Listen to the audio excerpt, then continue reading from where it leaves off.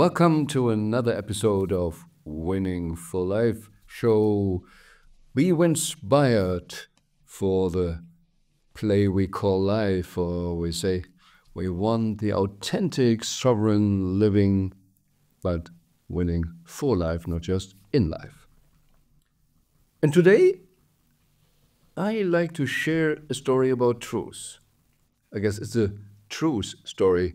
And if you look TV, films, sometimes say that is a true story. But a true story is just saying this happened. This was really something in the past. But a true story doesn't say that is a story about truth. So I like to share with you a truth story, but maybe it's not a true story. So I guess what I'm sharing with you is not really true, but I guess it's super truth in it. And if you stay till the story ends, then you really will understand, and maybe it touches you, and maybe you start reflecting about more truths in your life. And that is in the end, and I will, for the end of the session, come back to this. What do you really believe is the meaning of life? Are you every day really following your deeper belief of the meaning of life in general and the meaning of your life? So, let's come to the story. The story is simply something. Imagine, I always have the picture, it's this America somewhere, because it's a big country and you can drive long, but it doesn't matter really if it's America. It's just where you can drive with a car in the night on a street where there's not so much traffic. This is the basic story. And in the woods, in the mountains, there you drive. Oh, not you. In the story, it's not you. Someone is driving in the middle of the night, driving quite a long time already, and expecting to drive at least another 2-3 hours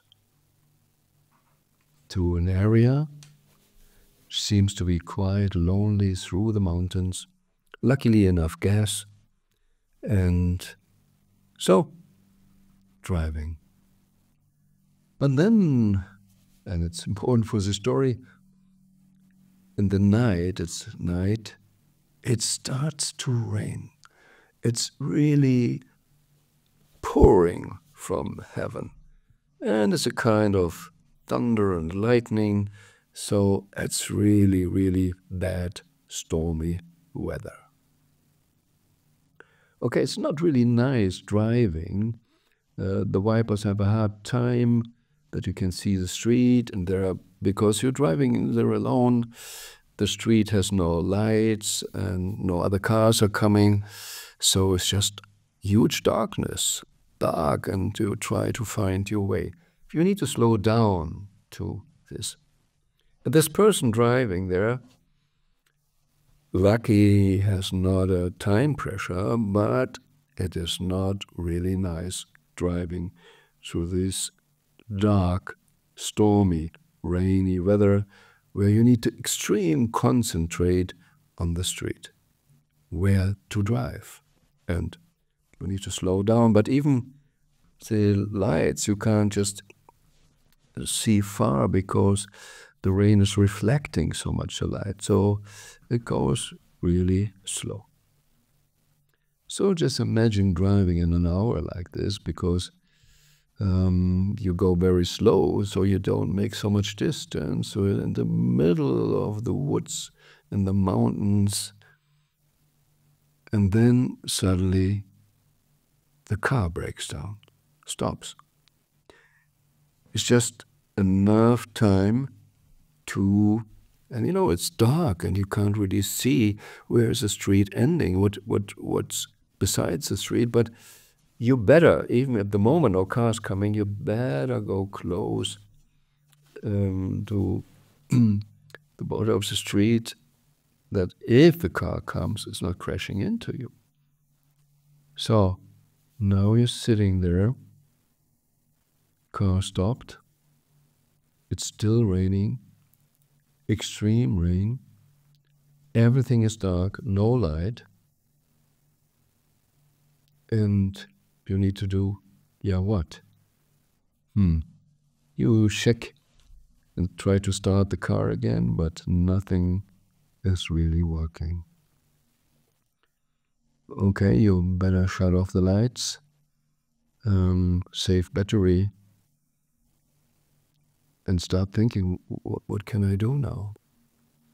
Okay, it's late in the night, it's 11:30, and when will be the next car coming? I need to wait here. And start to be a little bit cold and freezing. And for sure, it's not really a nice feeling. In the middle of nowhere, rain, thunder and lightning, and you're stuck. So what is the idea? Logically, you grab your phone and try to call someone who might help you, but as the story needs it, and quite often is the reality in those areas, you don't get any connection. So what to do? Can you feel how it is? Sitting in the car, and suddenly the room in the car is very small. You can't look outside and you're trapped. This is a cell, at least for the night. But it's getting cold. You're not prepared. No water. And what if you need to pee? Where do you do it? You have something if you're in the car, you need to go out. No, I don't want to go out. It's so rain. But as I said, from the car, you can't see anything because the rain is just pouring the window, and if you put on the lights, it's reflecting, so you have no clue really what's around you. And after a while, the person said, doesn't matter how wet I will be, how stormy it is, I need to make a step outside to get a clue where I am. Maybe there is something to see when I step outside. And so after a while thinking, the person decided, okay, I step outside. Opened the door, and the wind and the rain. Okay, I step outside.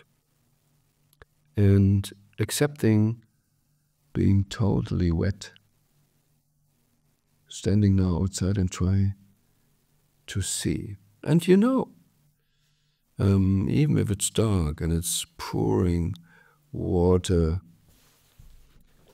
from the sky, you see a little bit more or more far than just sitting in the car. But everything is dark. You can't hardly recognize the street, and then there are the trees and the bushes and nature. No lights. Oh, no lights. This could be a lie, because even in the dark, pouring water sky, you can't see stars. But there is a little bit high up, there is something what looks like light and not a star. What if there is a house which has light? That could be something to help me.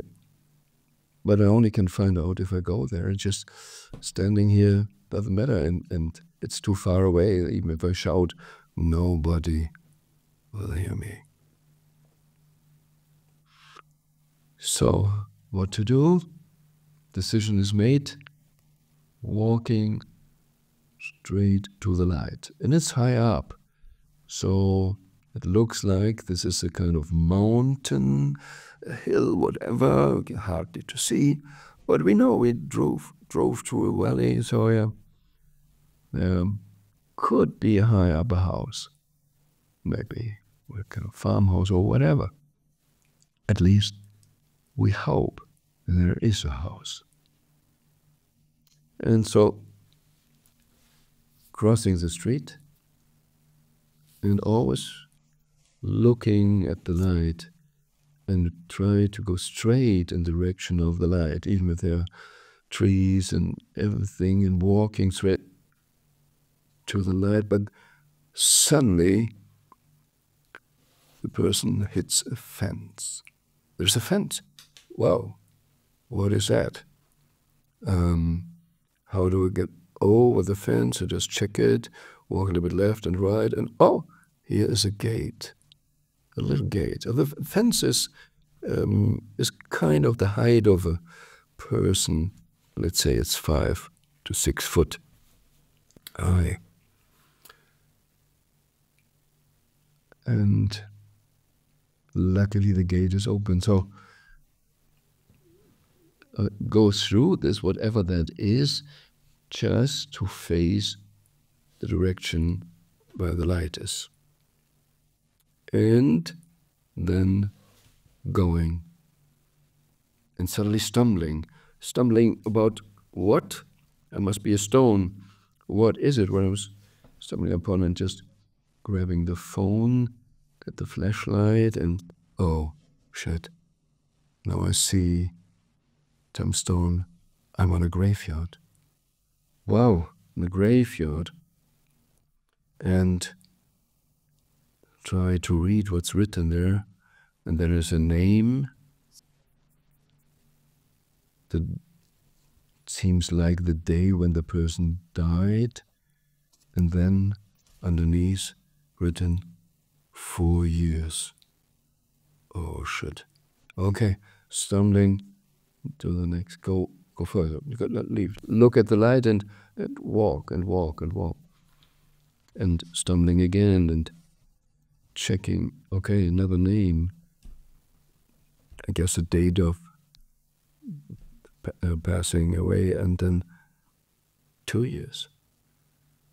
And so going always in the direction of the light, but stumbling a couple times and checking.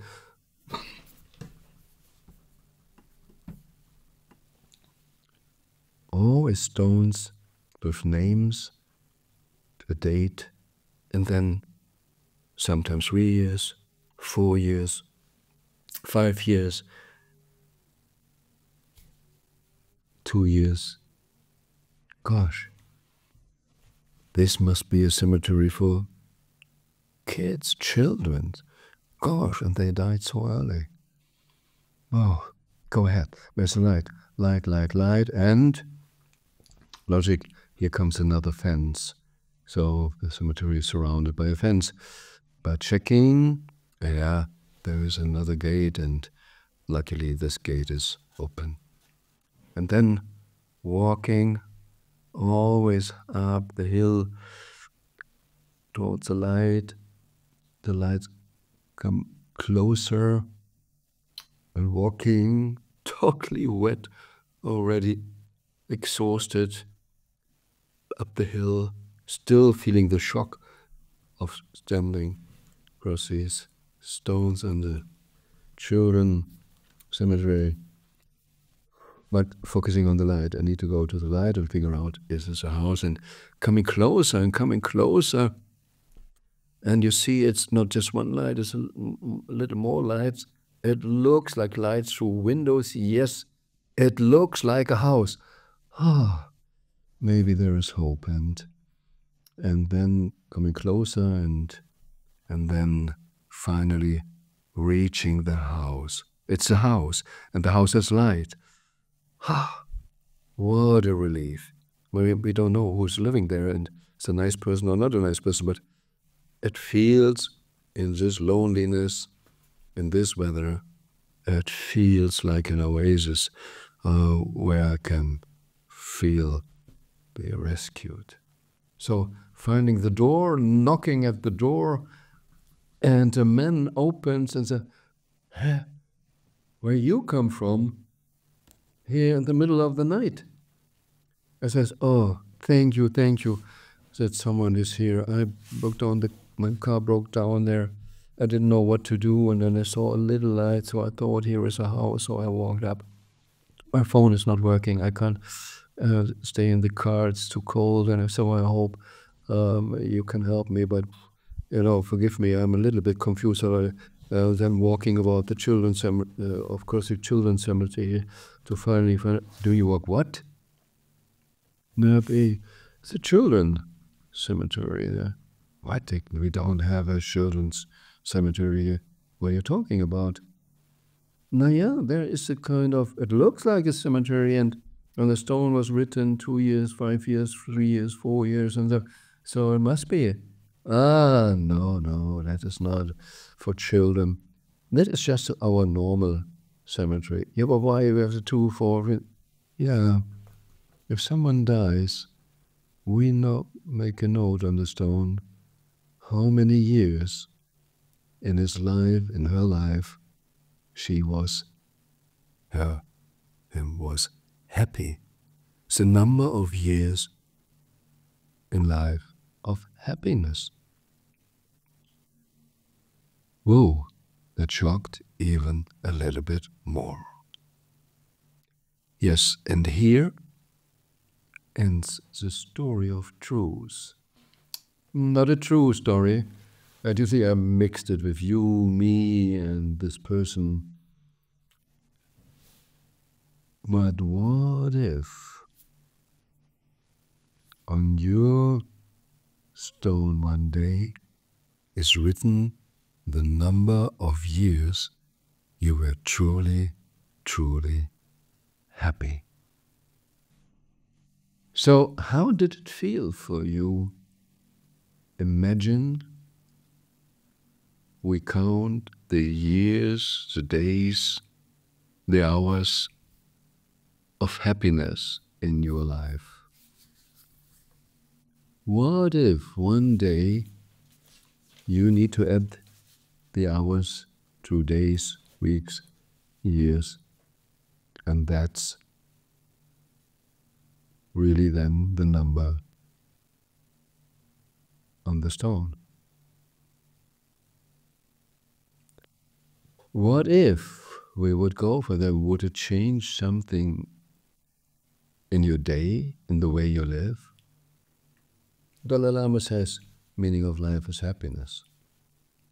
For sure, we can say the meaning of life can't be to be unhappy. So if it's a main reason to be happy, well, we can discuss that, but for sure it's very important to be happy. So what makes a happiness? And how can we live a happy life if there's so much bad going on in the world? Well, on the level of duality, you always get both. You get the war and you get the peace. You get love and hate, everything, darkness and light, everything. The question is what you're focusing on.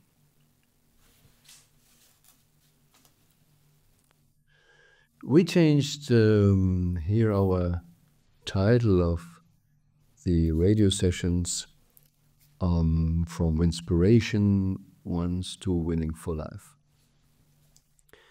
Inspiration means you be, please, inspired. So be in spirit, connected with your higher self, or whatever you call it, what is more than just your body. What is a soul? What is your true self? And winning for life for us means not just winning in life and just going for money or whatever super cup and winning. For sure, it's not about win-lose. Real win-win is how we can evolve on a higher frequency and higher level for the good of humanity. And like in the simple idea of thesis is a thesis, is the antithesis, and we can fight. But there is a synthesis going on the next level. And like Einstein said, those who created the problem, the mind who created the problem, can't solve it, because if you stay on the same level, you can't solve it. You need to go to the next level of awareness to see it. And that's why for thousands of years, all the big philosophers and even the religions said it's so important to focus on self-awareness. Are you really aware of yourself, of your true self? What is your true self? And we come here on planet Earth and are programmed from a world. We have programmed and but forced to fit into something. We get the crazy idea that money is most important, or whatever on the material world is most important. But I don't believe it. Like, if you listen here more often than you know, I think it's like my body, your body. You need blood. Blood is so important. Without blood, you can't live. But accumulating blood is not the meaning of life. You need to have some cash, and cash flow is important. The way we live today, the game we play today, but money is not the meaning of life. Accumulating money is not the meaning of life, like blood. Yeah? So the self-awareness is first the understanding that your brain, your thoughts are not what you truly are. Because you are not your thoughts. Everything what you can observe can't be your true self. You can observe your thoughts, so it can't be really you. But we are trained to believe our thoughts and identify with it. And it's so stupid. No, the brain should be the servant, the money should be the servant, but for what? And that's why if you're not aware of yourself, you easily follow something, what you believe, what is the paradigm, what is the actual moral, what is the actual belief. Yeah, the world is flat, no, the world is round. No, the sun is turning around the earth. No, the sun is going around the sun. Science is often keeping up the actual error. And please be always aware, you can't prove that a theory is true. It's not possible to prove something it is true at the theory, how life is. We only can question it, and we need to test the truth. Can it stand? Can we test it and prove that it's not true? That's the only way we can do it. And as long we don't find the possibility to prove that it's not true, okay, and if we can use it, we use it. But always being aware that is not the truth. And we know today, and you heard it, whatever you listen to secret, whatever, gurus. Our brain, especially our subconscious brain, has not the capacity to say is it's real or not real. So it's true or not true. It just accepts, like the software in the computer. You program it, and then you can work with the program. But it's the best? We don't know.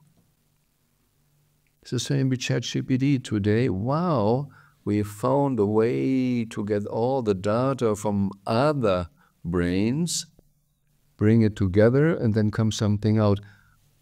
But quite often, it's not the truth. How do we check what's the truth?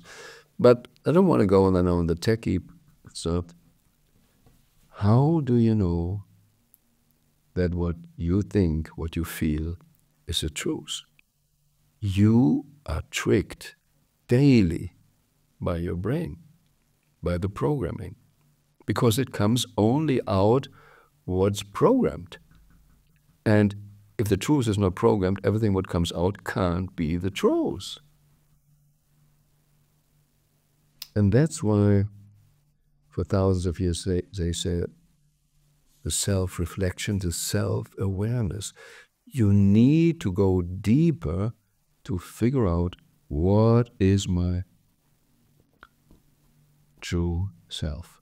What are the ground beliefs, deep, deep, deep beliefs? All my values, my worldview is built up. Do you know exactly deep inside what you truly, truly, truly believe? And there, like Einstein said, the question is the universe an ice-cold place? Or is it a warm and loving place? If you're not aware of these ground beliefs, everything what you build on maybe keeps your mind busy, maybe that's what you live every day, but you don't understand it, why you're living it. If you believe all the people out there are kind of enemies, employees always will trick you, and they are lazy, and they want to steal, what kind of company you will build? If you believe you can trust everybody, and you just need to create the right environment that they can blossom and live up to their full potential, and deep inside everybody wants it, you build a different company. So you need constantly reflect, because your subconscious can't decide it's right or wrong. So, like advertising, they try to manipulate your subconscious, that you buy something. If you're not aware how you're programmed, and it's very tough to protect yourself from programming. Is this news? Is this what friends say? What your partner said? What you say to yourself? If you not have enough time for reflection over the day, what is it what I want to believe? What I really believe? What is my true core belief what life is? What is the meaning of life for you? If you never decided really consciously with deep reflection, what is the meaning of life? Then you just live. Then you just wake up. Then you, sorry to say, then you're like an animal. Wake up, where's your food, where's your coffee? You have your rituals, what you do first in the morning, and it's not all conscious decisions. Partly good, because the subconscious is great to program routine things. Like, for example, driving in a car that you're not always need to focus on. How do I brake? How do I put a gear in and everything? That can be all in the subconscious, and you're just doing it. Makes life easier. But it should make life easier that you can use your brain, your consciousness, for the very, very important decisions. And so what are the important decisions for you? And therefore you need to go deeper and deeper and reflect, what is it what I believe about the universe? What do I believe is the meaning of life in general? And what do I believe is the meaning of my personal life, especially this incarnation? And here comes another question when I talk about incarnation. Do you believe there is something after you leave the body, or it's all over? What you believe deep inside will every day influence your decisions over the day. So self-awareness is about learning, understanding where your brain, where your thoughts, where the paradigms, habits, beliefs of other people program you, and you took it for the truth. Because your subconscious can't decide if it's real or not real. You just believe it on a subconscious level. But the subconscious level decides how you act every day. Somehow we are all puppets on a string. But we can decide what play we want to play. So, what was the story? The years you are happy in this incarnation. Are you calculating that every day? You know, a lot of people just calculating money, the material was, and in the end of the life, they regret. The top 5 regrets are, I didn't live my true self. I don't allow myself, I didn't dare to share emotions. I was just running after the money. I had the wrong relationships. Because if you're not clear what you really want to accomplish in this life, then you can't decide which relationship is meaningful for what you really, really, really want to accomplish in this incarnation. And number 5, I didn't allow myself to be happy. Now, my true belief is, you can't be happy if you're not clear who you really are. Because if you're not aligned with your true self, if you're not congruent, if there is a lack of authenticity, then you can maybe have fun on the surface, but not deep joy. And true happiness needs the joy to be alive. And as long as you're not living your true self, you're not really alive. It is a kind of suicide not to live the true self. And it doesn't matter how many other people are doing it, not living their true self. Most people, especially in the time now when it's a little bit struggle in the world, things are shifting. A lot of people go on social media and everything and go for fun. It's a kind of narcotic behavior. I don't want to feel my separateness from myself. I don't want to feel the pain. I don't want to feel my fantasy fear for the future. Because if you're really aligned with your true self, you don't experience the fear. Fear, false evidence appearing real. Fear is a fantasy of the future. So, saying that, reflect every day. how many moments I had over the day where I can say I lived my true self. Where was it? How did it feel? Where didn't I do it? What can I change? What is my wished outcome for the next day? And step by step, you live more your true self. And step by step, you're more clear what you as a unique individual want to live. And that's why I think it's so important. That's why I wrote the book, Better the Whole World Against Me Than My Soul. And are you really knowing what your soul, your true self, wants here? Let's take another break.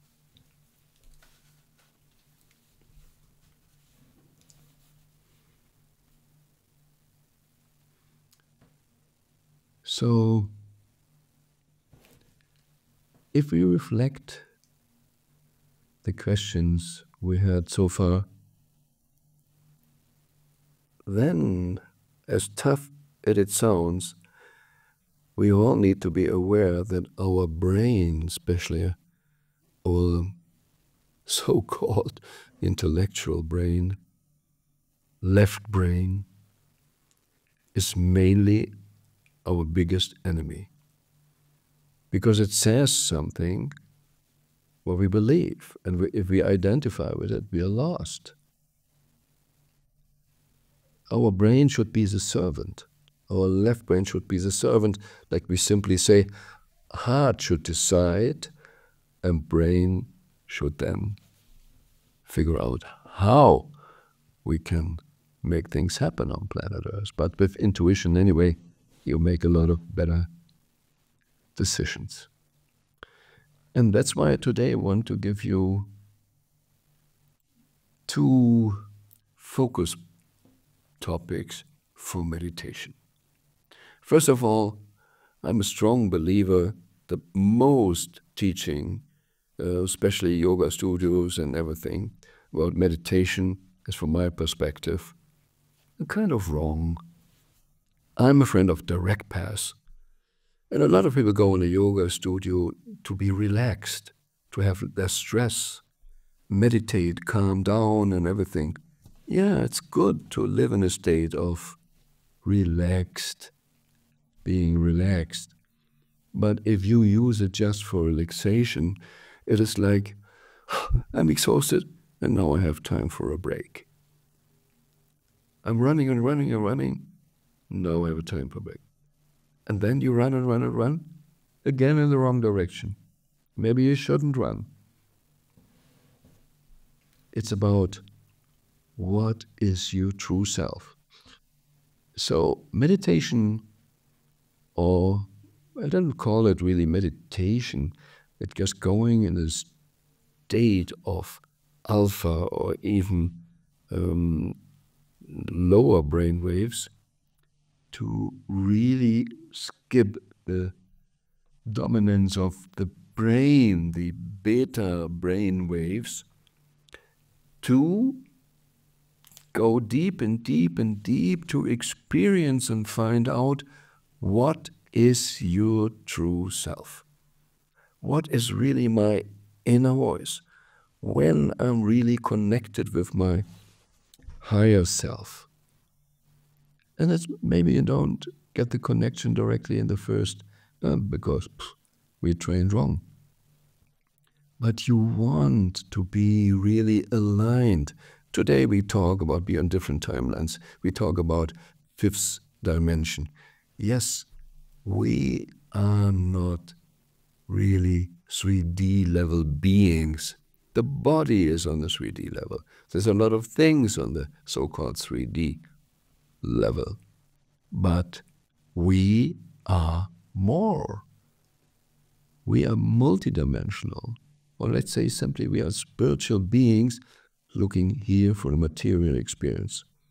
But when are we congruent? What is authenticity? Authenticity is, like Chopra said, the quantum body is totally aligned with the physical body. There's no interference. We're totally on the same level. Nothing can interfere. So your true self, your real self, what you figured out in self-awareness, makes a self-determination to limit what part of myself I want to live on a 3D level. Therefore, you need to meditate, contemplate. Is for me the better word, contemplation, reflection, to really contemplate and feel. And try to feel, if you just then meditate about I am, your I amness. Just get more clear if you just in the I amness. And you know, if you really go into feeling your I am, then you don't have words. And luckily, if you have no words, then you have no thoughts. But for the 3D level, that's why the Bible says, in the beginning were the words. That is the beginning of creating the material world. But the true self doesn't need the words. But then the self-determination means what you want to accomplish here on planet Earth and the 3D level. What is your choice? What kind of impact? What you want to achieve? And here comes the other way, or the other meaning of what I call meditation, is the programming and building your brain. Brain is just a muscle, and you can train it. Artists have it different than engineers. You build the brain. You have more compassion, less compassion. So what is it what you really want to accomplish? And that's what you do. And Dave Asprey created the 40 Years of Zen Institute, and it's about really working with your brain. Why did he choose 40 years? Why did Yogananda says 40 years, 48 years meditation? To build the brain that you can be connected with God. But today, with modern computers, we know how the brain should be built. And that's why Dave Asprey says, 40 years of Zen, what the monks accomplished in 40 years, we can, maybe if you focus on it, have it done in 5 years. But it's not about the years here now, it's just that you understand every thought builds your brain. So if you're not controlling your thoughts, someone else is building your brain. And then you can't accomplish on planet Earth what you want to accomplish, because what the idea to come here. And that's what I call also the direct path. One part of meditation directly to the high self, and the other part directly building the brain. And that is authentic. And then you become the sovereign of your life here. Only then, if you're authentic and control building your brain, the only way you can be the sovereign. And then you are winning for life. And that's what I wish for everybody on planet Earth, to get this kind of awareness and live an authentic, sovereign life. Be inspired, and if you like it, share it with others.